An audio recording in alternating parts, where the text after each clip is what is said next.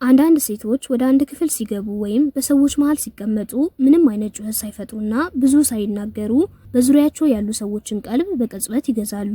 የሚናገሩት እያንዳንዱ ቃል ይመዘናል፣ የሚሰጡት አስተያየትም ትልቅ ቦታ ያገኛል። በሌላ በኩል ደግሞ ሌት ተቀን ለሰዎች የምትደክም ሁልጊዜ ቅንና ደግ የሆነች ነገር ግን በሄደችበት ቦታ ሁሉ መከበር የሚርቃትና ማንም ሰው በቁም ነገር የማይመለከታት ሴት ትገኛለች። ለመሆኑ በእነዚህ ሁለት ሴቶች መካከል ያለው ልዩነት ምንድነው? ሰዎች አንቺን የሚያከብሩሽ ወይም የሚንቁሽ በአንድ ትልቅ ክስተት ምክንያት ከመሰለሽ ተሳስተሻል። ስነ ልቦና እንደሚነግረን በሰዎች ፊት ያለሽ ግርማ ሞገስና ዋጋ የሚወሰነው በየቀኑ በምትፈጽሚያቸው ጥቃቅንና ክብርሽን በሚያረክሱ ልማዶች ውስጥ ነው። ስለዚህ ዛሬ በሰዎች ዘንድ ያለሽን ዋጋ በቅጽበት የሚያፈርሱ 7 ስውር ስህተቶችንና መፍትሄዎቻቸውን በዝርዝር እንመለከታለን። የመጀመሪያው ከመጠን በላይ ማውራት። በማንኛውም ማህበራዊ ስብስብ ወይም ንግግር መሃል ስትገኚ የምታደርጊውን አስተዊ። ዝምታን ወይም ጥቂት ሰከንዶች የሚቆይ የንግግር መቋረጥን መታገስ ያቅትሻል። ክፍተቱን ለመሙላት ብቻ ያገኘሽውን ወሬ ሁሉ ታወሪያለሽ። ሳያስፈልግ ስለ ስራሽ፣ ስለ እቅዶችሽ ወይም ስለማይመለከትሽ ጉዳይ ያለማቋረጥ ስትለፈልፊ በሰዎች ፊት ያለሽን ማዕረግና ምስጢራዊነት እያጣሽ እንደሆነ አታስተውይም። ከሳይኮሎጂ አንጻር ስናየው የሰው ልጅ ተፈጥሮ ለአነስተኛና ውድ ዕቃዎች ትልቅ ዋጋ ይሰጣል። ያ ማለት ቃላትሽ በበዙ ቁጥር ዋጋቸው እየረከሰ ይሄዳል። ብዙ የምታወራ ሴት አይምሯ ውስጥ ምን እንዳለ በቀላሉ ስለሚታወቅ ሰዎች በፍጥነት ይሰለቿታል። የቃላት ብዛት የውስጥ አለመረጋጋትና በራስ የመተማመን እጥረት ምልክት ተደርጎ ይወሰዳል። ስለዚህ መቼ ማቆም እንዳለባት የማታውቅ ሴት በሰዎች ፊት ያላት ተሰሚነት በከፍተኛ ሁኔታ ይቀንሳል። ለዚህ መፍትሄው ደግሞ የ80 ህግን መተግበር ነው። በማንኛውም ንግግር ውስጥ 80% ጊዜ በጥንቃቄ አዳማጩኝ፣ 20% ብቻ ደግሞ ተናገሪ። የምትናገሪውም ነገር አጭር፣ ግልጽና ክብደት ያለው ይሁን። ንግግርሽን ስታቆሚ ሰዎች ያንቺን ድምጽ በድጋሚ ለመስማት እንዲጓጓ አድርጊያቸው። ሁለተኛ፣ ማንነትንና ሚስጥርን በፍጥነት ማጋለጥ። አንድን አዲስ ሰው ገና በተዋወቅሽው በጥቂት ቀናት ውስጥ የህይወት ታሪክሽን በሙሉ ዘርዝረሽ ትነግሪዋለሽ። ያለፈውን የፍቅር ቁስልሽን፣ የቤተሰብሽን ሚስጥር፣ የገንዘብ አቅምሽንና የወደፊት ትልልቅ እቅዶችሽን ሁሉ ያለምንም ገደብ ታጋልጫለሽ። ሰዎችን ለመቅረብ ወይም ታማኝ መስሎ ለመታየት ስትይ ሁሉንም ነገር በጠረጴዛ ላይ ዝርግፍ ታደርጊዋለሽ። ይህ ሁኔታ ከሳይኮሎጂ አንጻር ሲገመገም ሰዎች ሁልጊዜ የሚስባቸውና የሚያከብሩት በቀላሉ የማይፈታና ሚስጥራዊ ባህሪ ያለውን ሰው ነው። መጽሐፉን ገና በመጀመሪያው ገጽ ላይ ገልጠሽ ስታሳያቸው አንቺን የማወቅ ፍላጎታቸው እዚያው ላይ ያበቃል። ሁሉንም ነገር በፍጥነት ማጋለጥ የድንበር መላላት ማሳያ ነው። ከዚህም በላይ ሰዎች ያንን ያወቁትን ደካማ ጎንሽን ወይም ሚስጥርሽን በአንቺ ላይ መልሰው እንዲጠቀሙ የጥቃት በር በገዛ እጅሽ እየከፈትሽላቸው ነው። ስለዚህ መፍትሄው የሽንኩርት ልጣጭ ስልትን ተለማመጂ። የሽንኩርት ልጣጭ አንድ ባንድ እንደሚላጠው ሁሉ ለአዳዲስ ሰዎች ማንነትሽንና ታሪክሽን ቀስ በቀስ በጊዜ ሂደትና እምነት ሲገነባ ብቻ በጥቂቱ አጋሪ። ሁልጊዜ ሰዎች ባንቺ ውስጥ ገና ያልደረሱበት ድብቅ ጥንካሬና ታሪክ እንዳለ እንዲሰማቸው አድርጊ። ሶስተኛ፣ ስለ ሌሎች ሰዎች ማማት። ከጓደኞችሽ ጋር ስትቀመጪ የምታወሩትን ወሬ ልብ በይ። ጨዋታችሁ የሚጀምረውና የሚደመደመው በዚያሽ በሌላኛዋ ሴት ህይወት፣ ውድቀት ወይም የግል ወሬ ላይ ነው። እሷ እኮ እንዲያደርጋ ነው እንዲሆና እየሻት እያልሽ የሌሎችን ስም እያነሳሽ ማውራት እንደ ትልቅ መዝናኛ ተወስጂዋለሽ። ይህ ልማድ ግን በሰዎች ፊት ዋጋሽን የሚያረክስ ትልቅ መርዝ ነው። ምክንያቱም ከሳይኮሎጂ አንጻር ስናየው አንቺ ከሰዎች ጋር ሆነሽ ሌላ ሰው የምታሚ ከሆነ የሚያዳምጡሽ ሰዎች አይምሮ ውስጥ የሚፈጠረው የመጀመሪያው ጥያቄ እኔ በሌለሁበት ሰዓት የኔን ስም ደግሞ እንዴት ታነሳው ይሆን የሚል ነው። ማማት የውስጥ ባዶነትና በራስ ህይወት ላይ ትኩረት የማጣት ትልቅ ማሳያ ነው። ስለሌሎች መጥፎ ወሬ የምታወራ ሴት በሰዎች ዘንድ ፍጹም እምነት አይጣልባትም። ታማኝነቷና ክብሯን በቅጽበት ይፈርሳል። ስለዚህ መፍትሄው የከፍተኛ አእምሮ ህግን መከተል ነው። ታላላቅ ሴቶች ስለ ትልልቅ ሐሳቦች፣ እቅዶችና ህልሞች ያወራሉ። መካከለኛ ሴቶች ደግሞ ስለ ክስተቶች ያወራሉ። ትንንሽ ሴቶች ግን ስለ ሰዎች ያወራሉ። በሰዎች መሃል ስለሌላ ሰው መጥፎ ወሬ ሲነሳ ጨዋታውን በብልሃት ወደ መልካም ሐሳብ ቀይሪው ወይ ደግሞ በዝምታ ራስሽን አግሊ። ወደ ቀጣዩ ከማለፋችን በፊት ግን አንድ ጥያቄ ልጠይቅሽ። እኩለ ሌሊት ላይ በከባድና በሚያስፈራ ህልም ደንግጠሽ በጥልቀት እየተነፈሽ አይንሽን በድንጋጤ ገልጸሽ አታውቂም? ያ ጨለማና አስፈሪ ቅዠት ቀኑን ሙሉ አይምሮሽን ሲያውከው ትርጉሙ ምን ሊሆን እንደሚችል ለማወቋቅተሽ ነገር ግን ትክክለኛ ፍቺ የሚነግርሽ ሰው አጥተሽ ተጨንቀሽ ታውቂያለሽ? ይህ ብዙዎቻችን ላይ የሚከሰት ትልቅ ችግር ነው።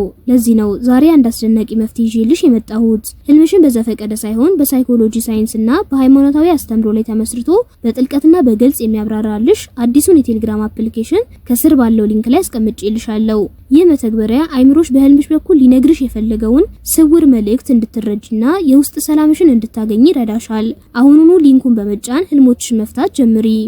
አራተኛ ለራስሽ የምትገቢውን ቃል ማፍረስ። ይህ ስህተት ደግሞ ከሰዎች እይታ ውጭ በውስጥ ማንነትሽ ውስጥ የሚፈጸም ትልቅ ክህደት ነው። ከነገ ጀምሮ የአካል ብቃት እንቅስቃሴ ጀምራለሁ ቲና ትተይዋለሽ። ይህንን መጥፎ ልማድ አቆማለሁ ብለሽ ትሚና ከ2 ቀን በኋላ ትመለሽበታለሽ። አዳዲስ እቅዶችንና ግቦችን ታወጫለሽ። ነገር ግን ሳምንት ሳይሞላው በስንፍና ምክንያት ትተይዋለሽ። ስነ ልቦና እንደሚለው ዓለም ላንቺ ያለው አክብሮት ሙሉ በሙሉ የሚቀዳው አንቺ ለራስሽ ካለሽ የውስጥ ክብር ነው። ለራስሽ የምትሰጪውን ተስፋ ደጋግመሽ ስታፈርሺ አይምሮሽ ባንቺ ላይ ያለውን እምነት ያጣል። ራስሽን እንደማይታመን ሰው ትቆጥሪዋለሽ። ይህ በራስ ላይ እምነት ማጣት ደግሞ በአካሄድሽ፣ በንግግርሽና በሰውነት ቋንቋሽ ላይ በግልጽ ይንጸባረቃል። በገዛ ራሷ የማትተማመን ሴት ደግሞ የውጭ ሰው ሊያከብራት በፍጹም አይችልም። ስለዚህ መፍትሄው የተግባር መለኪያን መከተል ነው። ለራስሽ የምትገቢውን ቃል እጅግ በጣም ትንሽና በቀላሉ ሊደረግ የሚችል አድርጊው። ለምሳሌ በቀን 10 ደቂቃ መጽሐፍ አነባለሁ ብለሽ ከወሰንሽ ያችን 10 ደቂቃ ሳታቋርጪ አድርጊያት። በትንንሽ ነገሮች ላይ ለራስሽ ታማኝ መሆን ስትጀምሪ የውስጥ ጥንካሬሽና በራስሽ ላይ ያለሽ ኩራት ይመለሳል። ለዚህ የሚሆን ራስሽን የምትከታተይበትና ፕሪንት የሚደረግ መገምገሚያ ከፈለግሽ ከስር ዲስክሪፕሽን ስር አስቀምጥልሻለሁ።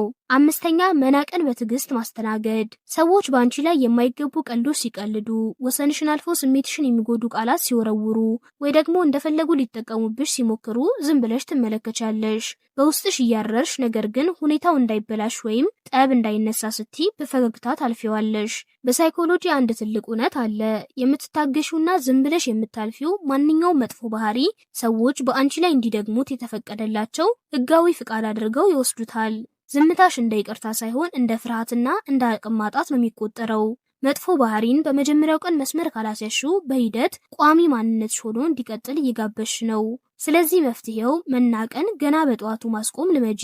ምንም አይነት ጩኸት ወይም ጭቅጭቅ ሳያስፈልግሽ ረጋ ባለ ግን ቁርጠኛ በሆነ ድምፅ ይህ አነጋገርሽ ለኔ አይመቸኝም፣ ሁለተኛ እንዳትደግሚው፣ ወይ ደግሞ እንደዚህ አይነት ቀልድ አልወድም በማለት አይናቸውን በትኩረት እያየሽ ተናገሪ። ድራማ ሳትፈጥሪ ድንበርሽን ማስከበር መቻልሽ ክብርሽን በሰዎች አይምሮ ውስጥ በከፍተኛ ሁኔታ ይተክለዋል። 6ኛ በስሜት መቅበዝበዝ። ማንኛውም ሰው የሰነዘረው ትንሽ ትችት ቀኑን ሙሉ እንድታለቅሺ ወይም እንድትናደጂ ያደርግሻል። በአንድ ትንሽ አለመግባባት ውስጥ ቁጣሽን መቆጣጠር አቅቶሽ ትጮህያለሽ፣ ወይ ደግሞ በማህበራዊ ሚዲያ ላይ የተጻፈ መጥፎ አስተያየት ሙሉ መንፈስሽን ይረብሸዋል። ለሚፈጠሩ ክስተቶች ሁሉ ወዲያውኑ ምላሽ ለመስጠት ትገፋፊያለሽ። ከስነ ልቦና አንጻር ስሜትን መቆጣጠር አለመቻል የውስጥ ድክመትና አለመብሰል ትልቁ ማሳያ ነው። ሰዎች ስሜትሽን በቀላሉ መጫወቻ ሊያደርጉት እንደሚችሉ ካወቁ የአንቺን ህይወት የመዘወር ሙሉ ስልጣን አገኙ ማለት ነው። መረጋጋትና ስሜትን መግዛት የከፍተኛ ኃይልና የብስለት መታወቂያ ነው። ሰዎች ሁልጊዜ የሚፈሩትና የሚያከብሩት በማንኛውም ማዕበል ውስጥ የማይናወጠውንና በስሜት የማይነዳውን ሰው ነው። ስለዚህ መፍትሄው በክስተቱና በምላሽሽ መካከል የእረፍት ጊዜ ፍጠሪ። አንድ የሚያናድድ ነገር ሲገጥምሽ ወዲያውኑ ከመናገርሽ በፊት ለ1 ደቂቃ በጥልቀት ተንፍሺ። ይህ ነገር በእውነት የኔ ጉልበት ይገባዋል ብለሽ ራስሽን ጠይቂ። ምላሽሽን በምርጫሽ እንጂ በስሜት ግፊት አታድርጊው። 7ኛ የገዛ ራስሽን ዋጋ ዝቅ ማድረግ። ይህ የሁሉም ስህተቶች መሰረትና የመጨረሻው ትልቁ አውዳሚ ልማድ ነው። በሰዎች ፊት ስለ ራስሽ ድክመት፣ ስለ ቁመናሽ ማነስ ወይም ስለ ህይወትሽ ውድቀት በፌዝም ይሁን በቁም ነገር ዝቅ አድርገሽ ታወሪያለሽ። ለራስሽ የሚገባሽን ጥሩ ምግብ፣ ንጹህ አለባበስና መልካም እንክብካቤ ትነፍጊያለሽ። የትኛውንም ዝቅተኛ አያያዝና አቀራረብ ደግሞ ለእኔ ይበቃኛል ብለሽ ትቀበያለሽ። ስነ ልቦና እንደሚነግረን ደግሞ የሰው ልጅ ሁልጊዜ አንቺ ራስሽን የምታይ በትን መስታወት አይቶ ነው አንቺን የሚይዝሽ። አንቺ ራስሽ ያረከሽውንና የናቅሽውን ነገር የውጭ ሰው መጥቶ ወርቅ ሊያደርገው በፍጹም አይችልም። በራስሽ ላይ የምትናገሪያቸው ቃላት፣ የምትቀበያቸው ደረጃዎችና የምታሳያቸው ባህሪያት በሙሉ ለሰዎች አንቺን እንዴት ማስተናገድ እንዳለባቸው የምትሰጫቸው መመሪያዎች ናቸው። ራስሽን ካላከበርሽ ዓለም ሁሉ ቢሰበሰብ ክብር ሊሰጥሽ አይችልም። ስለዚህ መፍትሄው ለራስሽ የምታሳያቸውን መመዘኛዎች ወይም ስታንዳርዶች ከፍ አድርጊ። ልክ የምትወጂውንና ትልቅ ቦታ የምትሰጪውን ሰው እንደምትንከባከቢው ሁሉ ለራስሽ አካል፣ አይምሮና መንፈስም ምርጡን ነገር ስጪ።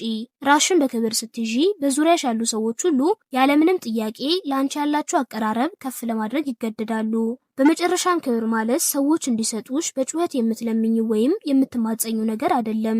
ይልቁንም በዕለት ተዕለት ባህሪሽና አቋምሽ ሰዎች እንዲሰጡሽ የሚያስገድዳቸው የተፈጥሮ ነጸብራቅ ነው።